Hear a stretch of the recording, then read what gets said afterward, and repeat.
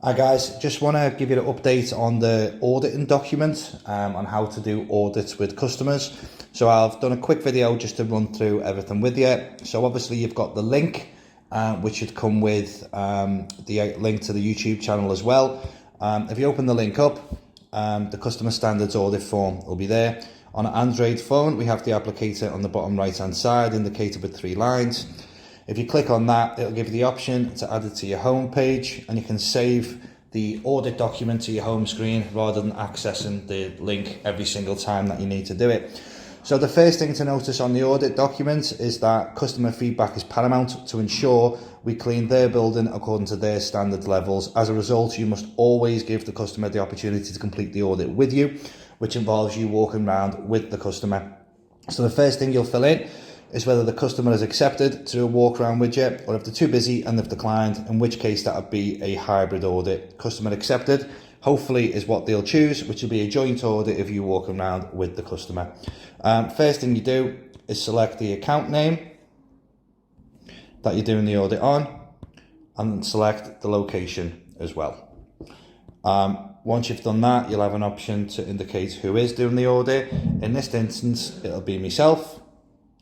Then the GPS coordinates are already showing to say you are exactly where you're meant to be, and you can see I'm in head office now while I'm doing the audit here.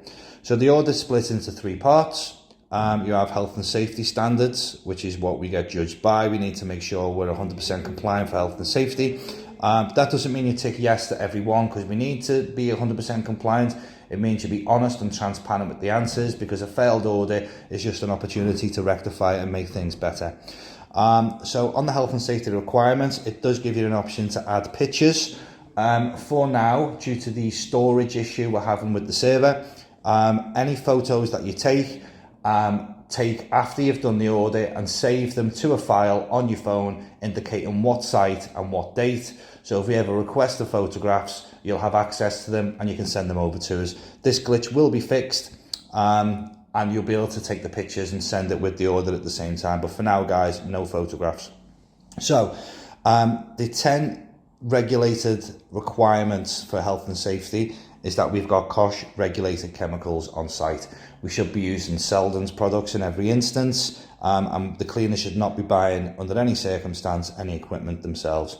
COSH documentation data should be held on site as well. In most cases, that'll be sent on an email to the customer, but it's your responsibility to make sure that your cleaner operatives know where the COSH documentation is. Main reason being, if there's an accident on site and they need to ensure that they know how to be treated against whatever chemical or whatever's happened, you need to have easy access to that information.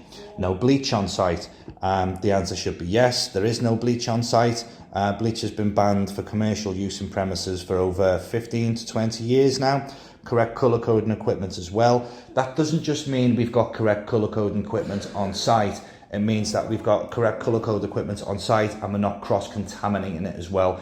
If we have a blue cloth for doing front of house and we have a red cloth for doing toilets, and they're both sitting on top of each other in the cleaning cupboard, then you have to mark no for that, because your site is now contaminated. You have bacteria that should remain in the toilet, which is now on the cloth of front of house, and that'll be spread around site if that's used. Correct size mop head for the floor area.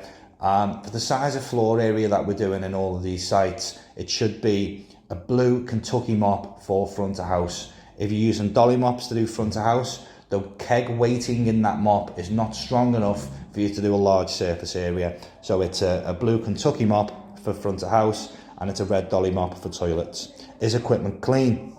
I mean, in most instances, if the cleaner's not able to keep the room that they work from clean, you're pretty much walking into a dirty site. So make sure that your cleaning equipment and the cleaning cupboard is clean. Industrial equipment on site. Now, essentially, it says no Henrys. What the industrial equipment on site means is, if you have a site that requires buffer machines or scrubber dryers to be on site, are they there? If the site does not require buffer machines or scrubber dryers, the answer is still yes. We're providing what we need to provide on site. And is the machinery in good working condition? That involves you actually checking the machinery to make sure it's in good working condition. Number 1 is switch it on and make sure that it works, and the hose and everything in the vacuum cleaner is not blocked. and also run your fingers along the wire to make sure there's no nicks and no possibility for anyone being electrocuted using the equipment. And is the insurance up to date and in the cleaning cupboard as well? It's our responsibility as the supplier to make sure our insurance document is on site. We're insured for public and employers liability insurance for £10 million each. Our insurance is void if you're not displaying that. Make sure your insurance is on display. And it's the cleaning cupboard in a tidy order. Very similar to the cleaning equipment, the cupboard should be clean as well. That'll automatically generate the score for you. 10 indicates 10 scores out of 10, which is 100%. So the questions on front of house that need to be answered, which is going to have to be asked to the customer, is: are the cleaners finished their work in time for the site to open? As far as I'm concerned, if the cleaners are working overtime when customers start to walk in, that building isn't ready for that day. Are the floors swept and mopped?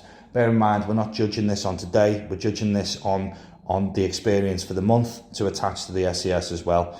Front of house are glass and mirrors free from smears and marks. Is the main entrance to the building looking inviting? Now, we have an opportunity to increase the footfall into people's buildings, but we can only do this by making the building look clean. Door handles and kick plates, again, attention to detail. Front of bar in a restaurant or in a bar, is that being done? And any horizontal ledges up to 4 foot. Now, what we're talking about here is not something that'll be cleaned every day. It's common sense. If there's a mark on a wall, and if the cleaner isn't going to do that, whose responsibility is it? High level dusting, table and chair bases and chair booths to be spot checked as well. Again, it'll give you a front of house score out of 10, 10 being 100%.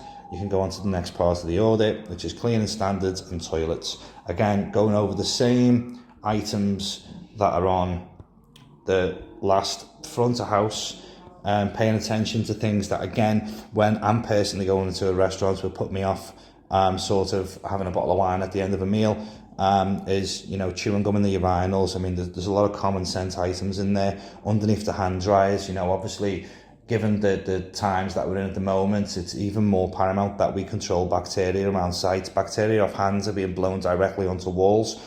We need to make sure that we're doing that. And dispensers topped up as well. This could be soap dispensers, toilet roll dispensers, whatever the agreement is with the customer. And inside the toilets, vertical surfaces up to 6 foot.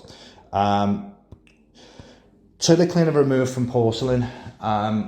Once we clean a toilet and we put the toilet cleaner in, there is no benefit to leaving that toilet cleaner inside that toilet for a couple of minutes as opposed to 24 hours. In fact, if you're leaving it in longer than an hour, toilet cleaner and the toilet cleaner we use, ACT, is quite corrosive and it can damage porcelain over a long period of time, and mirrors as well. Again, 10 opportunities to get a score, 10 scores given for me in this instance, score of 100%. You then get the opportunity to see whether any urgent action needs to be done on the site, given the scores you've got. Total complied score is 30 for the site. It breaks down the scores for all. Is there any comments you'd wish to make?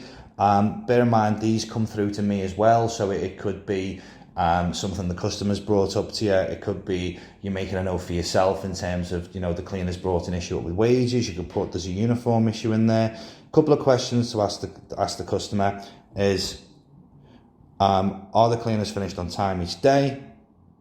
Do they get signed off at the end of their shift? You then put in the customer's name,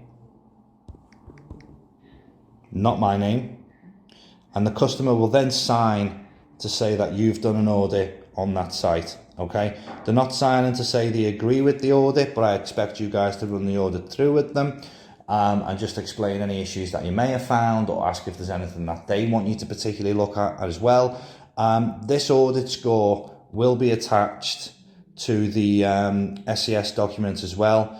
Area managers from each brand will have their 3 audit score percentages for health and safety, for front of house and for back of house, with the additional questions as well. Once you've submitted the form, it'll thank you for submitting it successfully, and that'll come through to head office, and your audit has been logged and stored for that site. Hopefully guys, this is self-explanatory, but that is in a nutshell how to use the audit document. Once we've made a couple of amendments and we've assessed the storage issue, we'll be able to add the photographs as well. But just importantly, before I let you all go, is just make sure that you are saving the photographs, because the last thing I want is we give an audit score and then the customer's not happy with it. We need to show our workings out here. So it's just really, really important that you get that done. Okay, so we'll be in touch if there's any more amendments, but thank you very much for your time and I appreciate you watching the video. Cheers guys.